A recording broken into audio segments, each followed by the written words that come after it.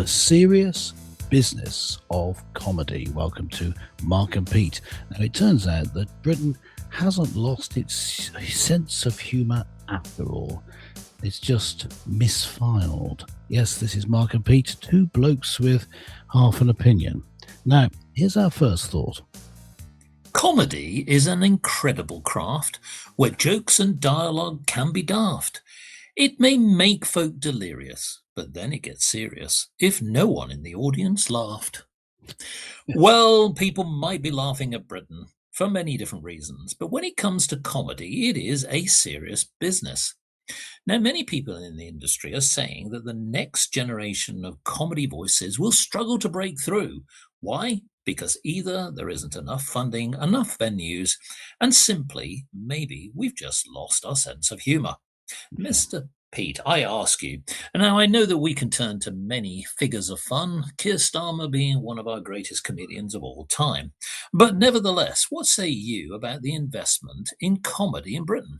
Well, Mr. Mark, the regular listeners will know, this provides us with a little bit of a conundrum. We love comedy, as you say. Some of the greatest comedians in the world are currently in the House of Commons, but we love comedy just generally. And Proverbs 17, verse 22, as we like to see what the Bible has to say on these topics we cover, says, "A cheerful heart is good medicine, but a crushed spirit dries up the bones." And now, I'm not referring directly to Keir Starmer there, but rather looking at the importance of comedy for our everyday life. You need to be able to have a laugh, in other words, and we're fans of great comedy.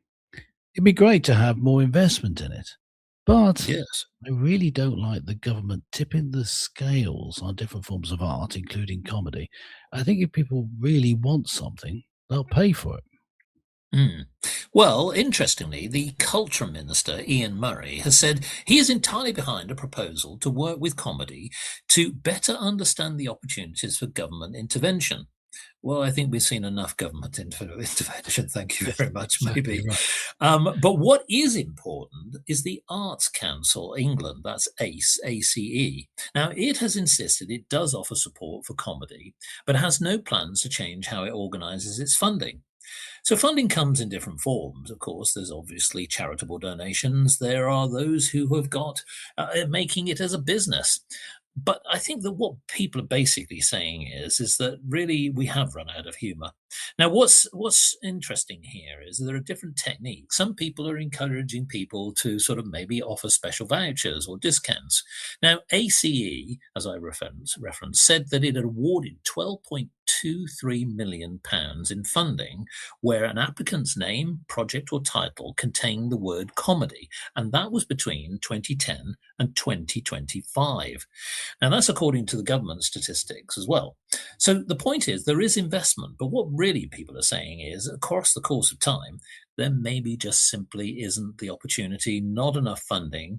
And I suppose the other thing, Mr. Pete, it's all about nurturing the next generation.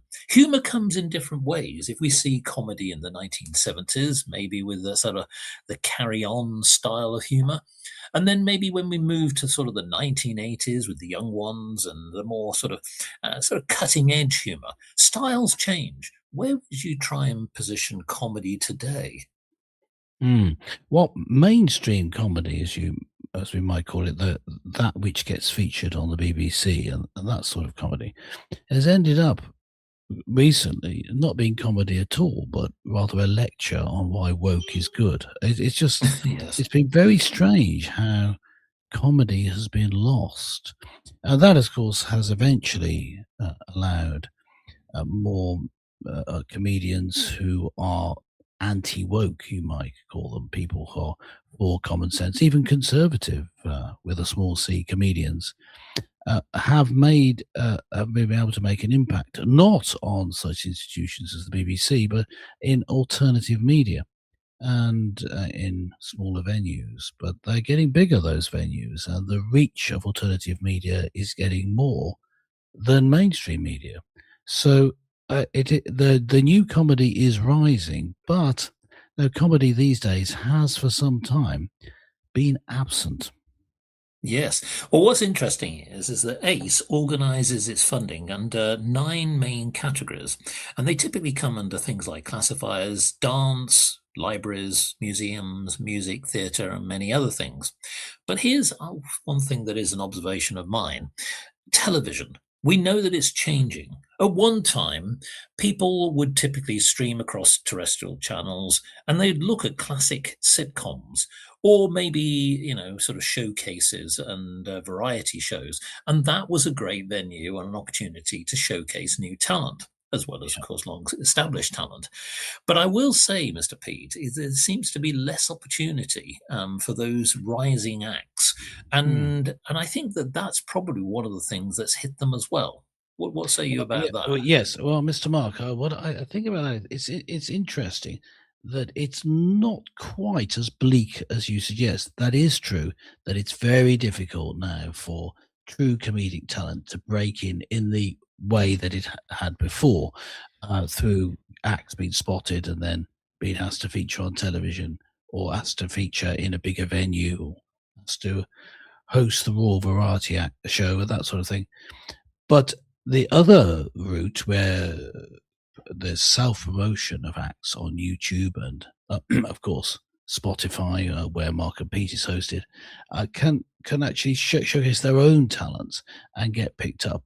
So it's really a different gatekeeper, and the gatekeeper is now whether the platform will allow the comedy to be shared fairly. The your listeners will know the problem with shadow banning, not your video not being shared by the company that's hosting your video that can cause a problem. But it's a different gatekeeping than was there before, where it depended on, first of all, whether a talent scout or agent spotted you, and then whether you were picked up by major broadcasters. So it's Yes. different, but I see that method as growing. And I think of such comedians as Andrew Lawrence, who has now a big YouTube following. He was originally was successful as a stand-up comedian, had shows on the television, and won awards for his or won competitions in comedy. Um, but then, because he was not woke, not towing the mainstream line on politics, yes, that had taken over comedy. By the stage, he was just becoming successful. He's now made it big on YouTube and tours venues as well because of that. So it's just a different route in. I think we're coming out the other side of that, and this new route will predominate. Well, I agree. Now, interestingly, there are entrepreneurs who do invest in this area. So, tech entrepreneur Lou Jackson, who recently founded the Comedy Representation and Art Form Trust, i.e., CRAFT, said comedy is completely omitted from policy and structures in government and at key organizations. He said that trickles down to mean that comedy is not getting funded, even though it generates billions in revenue, millions in tax, it's not being proportionally reinvested back into the sector. Maybe he has a point. Now, what's also interesting is that the Labour MP, so we come back to the government, Dr. Simon Offer, who helped to pioneer social prescriptions in Gloucestershire, said he is interested in using comedy to make people better, and action is needed to get the whole industry on a more secure footing. But the thing here is, Mr. Pete, it is an observation of mine that once again, the government is sort of tinkering around the subject and has really sort of the whole atmosphere of the country doesn't see anything of any humour at all. It just seems to be Mm. devoid of understanding what the British culture is about. Yes. What sort of guidance would you say if you had the chance to go and walk into a cabinet office meeting now? What would your guidance be to those great clowns who are sitting there in front of you? Here's the way to help comedy. It's not in the ways, any of the ways we've just suggested.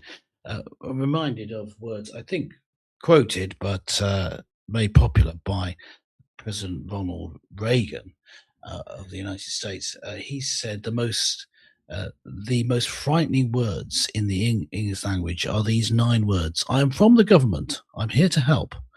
And the Yes. that it tells a truism that the government, when it puts its finger on the scale or tries to help with art, ends up ruining it. With education, it ends up ruining it. With comedy, it totally squashes it. What the government needs to do is make sure that we have free speech once again in this country. Lift Yes. any suggestion that there's a blasphemy law, that people don't have the right to offend other people. Of course, if there's going to be free speech, you have the right to offend people. Otherwise, there is no free speech. And the Yeah. government has to step in that direction. And in fact, should draft a new Bill of Rights, is what I think they should do, in which one of the rights is freedom of expression and freedom of speech, freedom of religion. Well, look, there's some Comedy thoughts. comes in. Well, Comedy fits in there let's. somewhere. I would wonder what our audience thinks about comedy and the state of comedy in Britain. Well, as far as we can see, the way things are going, the joke is on the British public.